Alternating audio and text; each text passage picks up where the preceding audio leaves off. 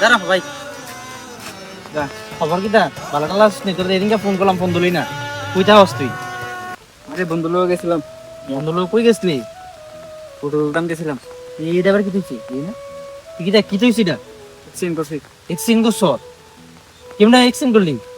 আরে স্টার্টিং এর ভিতরে সাজি তুই কি বাইক চালাতে পারিস না? স্কুটি তো এমনি তো তুই চালাতে পারিস না, তুই কি তুলেছ তোর থেকে বাইক স্কুটি?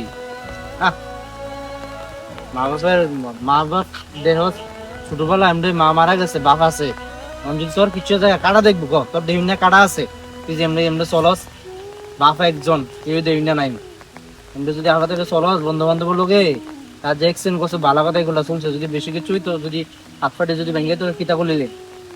এমনি বড় ভাই একটা একজন আগে থাকতে একজন মারা গেছে, আজকে তুই আসো তো একজন, তো তুই এমনি ভালো করে চলস না, আফা থেকে চলস। এটা শোন ভাই, এমনি চলিস না, এমনি আফা থাকে এমনি যদি চলস কিচ্ছু হইলে মা বাপের কি হইব? ভালো করে চল, ভালো করে গাড়ি ঘোড়া চল। এমনি ফোনটা করলে ফোনও ধরস না, বড় ভাই ফোন করলে ফোনটাও ধরস না,